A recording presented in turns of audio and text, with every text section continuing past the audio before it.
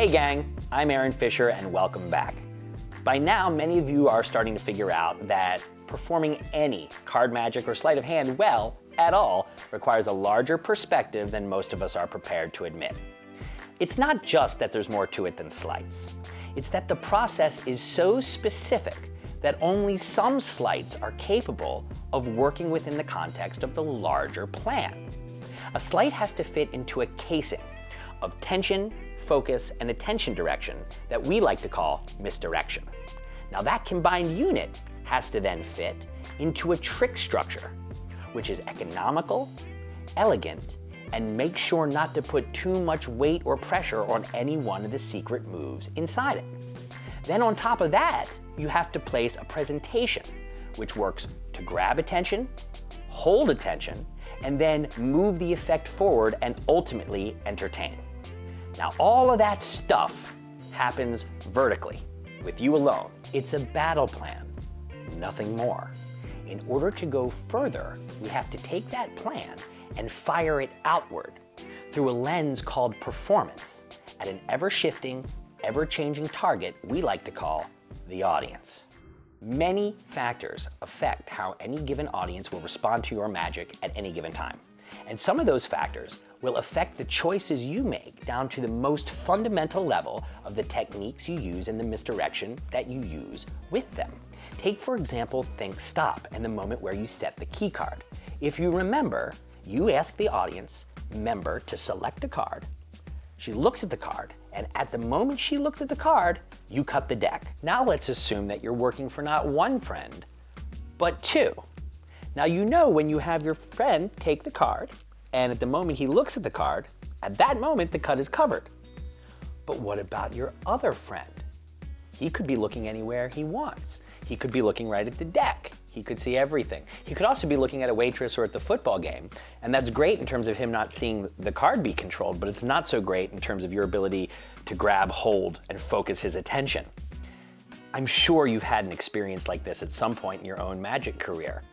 Great sleight of hand artists, no matter what sleights they're doing or not doing, know how to adapt their approach in different situations. To handle this, we use the advice from S.W. Erdnase that he gives in his classic book, Expert at the Card Table, when he says the expert failing to improve upon the method changes the moment. Now in this case, it's very difficult to improve the method because it's awesome, but we can change the moment. So we do it a little bit later. We say, Eric, go ahead, take that card and look at it, make sure you know what it is.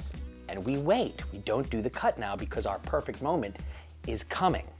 And then we say, make sure you show it to Bob. And at that moment, Eric turns to Bob to show him the card. Bob turns to look at the card.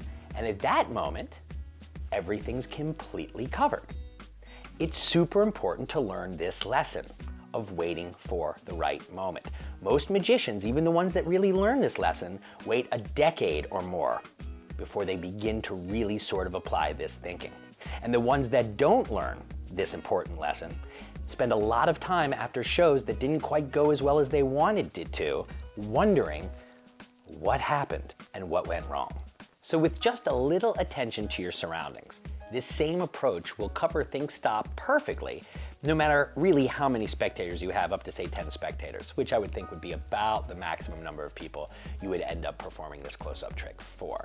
Just make sure, if there's a bunch of people around, that you have the spectator take the card from somewhere close to you on your left, so that not everyone sees the card automatically as soon as he pulls it out of the deck. And just say to him, hey, look at your card, remember it. Wait till he sees the card, and then go, well, make sure to show it to everybody, and bam, he turns to show the card, they all turn to look at the card, and at that moment, you could have 30 spectators around, and no one would see you cut the deck. Once you become aware of this dynamic, you really won't be able to forget it. You'll start thinking, every time you walk into a room before you do some magic, about the controls you're intending to use and how they're going to work in terms of the moments you have at your disposal and the number, type, and positions of the audience members that you've been presented with. After a while, the process becomes genuinely automatic. The key is to make sure you're aware of these factors and how they actually affect your ability to mystify and amaze your audiences. And it's not just the audience that you have to keep in mind, it's the space and the conditions that you're working with. For example, What if you don't have a table to work with? How are you going to cut the cards? What if you have a table, but you have a big crowd of people watching you? And trust me, you start paying attention to these lessons we're talking about, that can and will eventually happen. If you have a big crowd of people standing around a table and you're working on the table, no one but the front 3 people is going to be able to see what you're doing at all. And you'll bore everybody, or at least confuse them and make it tough for them to watch. And no matter what happens, if it's even in that general direction, there's no hope of you actually doing magic. So for that reason, I developed a simple version of the cut that you learn that takes place in your hands. It's fast, it's efficient, there's no crazy movement, and it's a heck of a lot of fun to practice as well. Start as before with the pack and dealing position with your first finger curled underneath the deck and riffle down for the spectator to say stop. Again, you want to try and get the spectator to stop you near the middle of the deck, but you shouldn't sweat about it or worry about it in any way. When your spectator says stop, go ahead and take the cards above the stopping point with your thumb at the back and your second and third finger at the front toward the right side. Make sure to hold the cards near the center joints. You don't want to hold them near the tip of the fingers, and the reason is you want to be able to switch the pressure from the second to the third finger without noticeably wiggling your fingers. At this point, when you take the cards, however, you just want to lift them between the second finger and the thumb, although the third finger is right there next to it, already in position. Now, as they take the card and look at it, allow the cards in your left hand to drop away from your left thumb as you extend it upward. That will expose all of the webbing of the left thumb and the fork of the left thumb above the pack. That's really important for what's about to happen. Now, a moment later, either as you ask the first spectator to look at the card, if there's only one spectator, or a moment after when you ask that second spectator to make sure she sees it as well, at that moment, you're going to gesture with your right hand and say, go ahead, look at the card. Now this is key. Remember when we said it's important to do one secret action at a time? Well, that's not one sequence or one group of secret actions at the time. It's one simple action, one straight line. So when you gesture and throw that focus to the audience to look at the card, you don't want to come over here, then you have to come all the way back. You don't want to come over here, then you got to come back this way and that way. You want to keep that gesture small and you want to move it with your wrist. Go ahead, look at the card.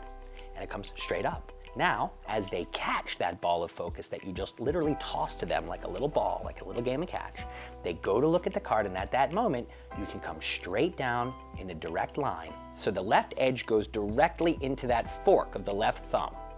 Bam, right in there. Now, without wiggling your fingers or moving anything in any strange kind of way, just relax the right second finger and grip the bottom half of the pack with the third finger. Notice that you don't have to do any strange movements of any sort to do this.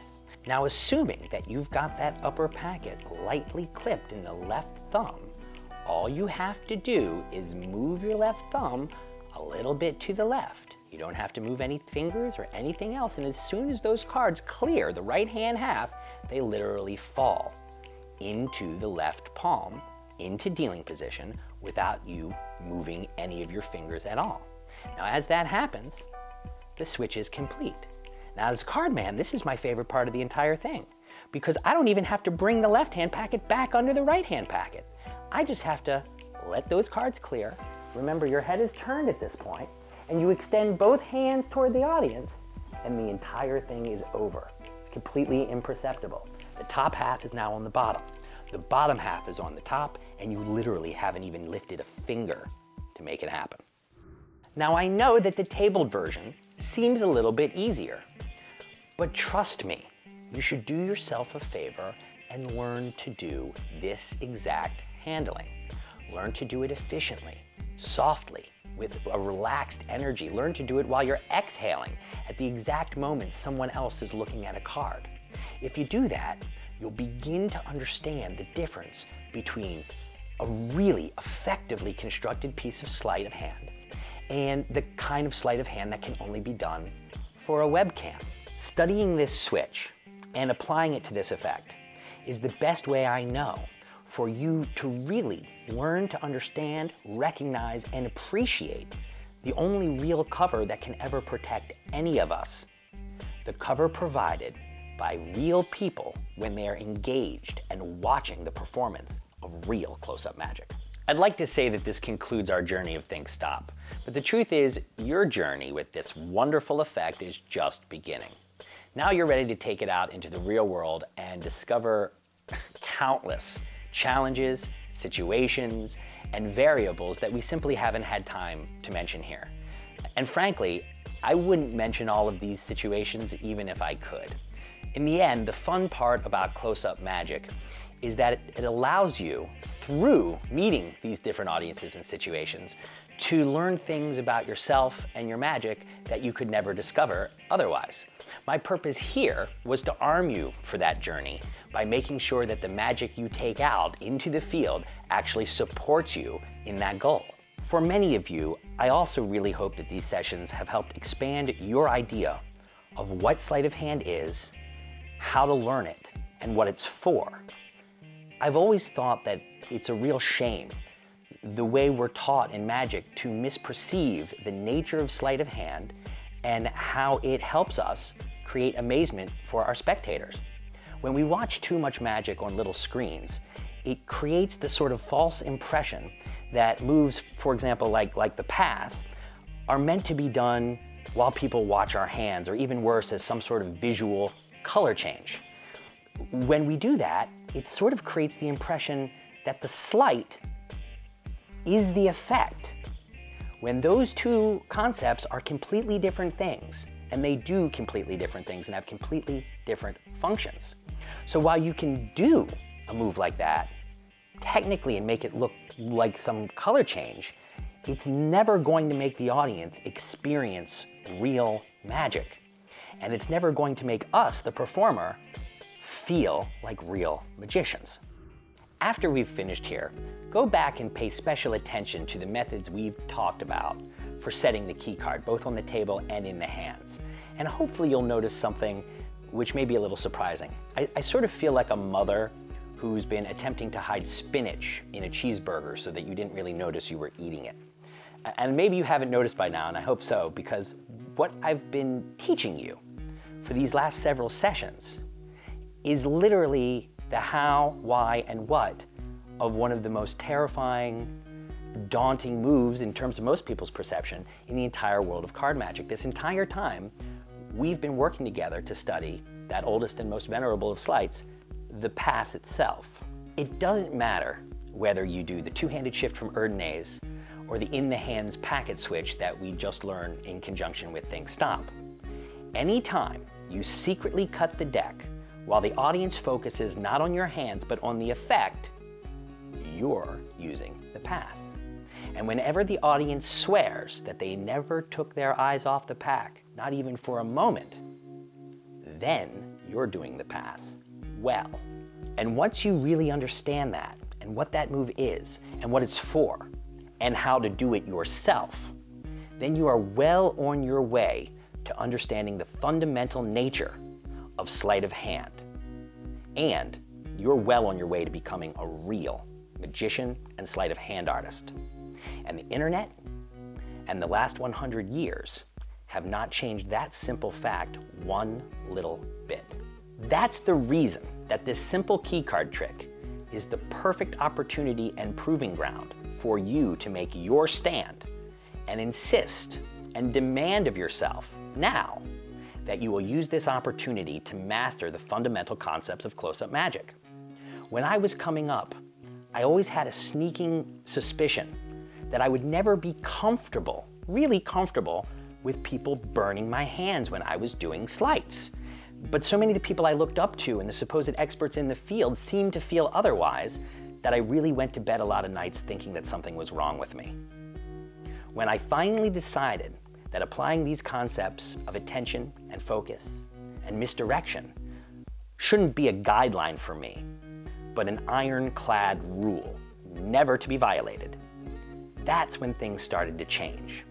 Shortly after I made that commitment, my audiences started having fun, they started experiencing magic, and I started to experience the feeling of being a real magician.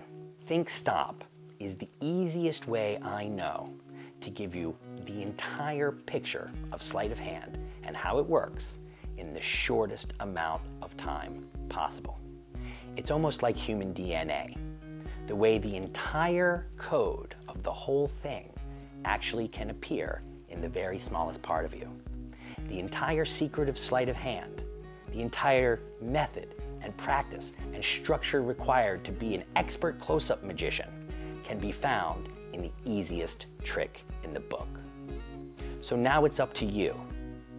Go do it yourself and make sure that you love every single moment of it. I'm Aaron Fisher.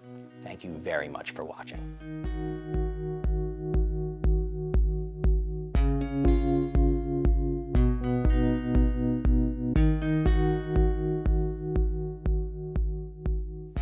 Becoming a real card magician is a fascinating journey that's guaranteed to teach you a great deal about yourself and about your hidden potential. Now that process can be a lot more fun, fast, and rewarding with regular help along the way from an experienced teacher. Why not come online now and tell me about you and your magic, and I'll send you a free learning evaluation designed to help you assess your current progress, set meaningful goals, and accelerate your learning. Each response is personal and unique and designed to help you do better magic faster than ever before. So go to learncardtricksonline.com right now to get started. I'll see you there really, really soon. Thanks for watching.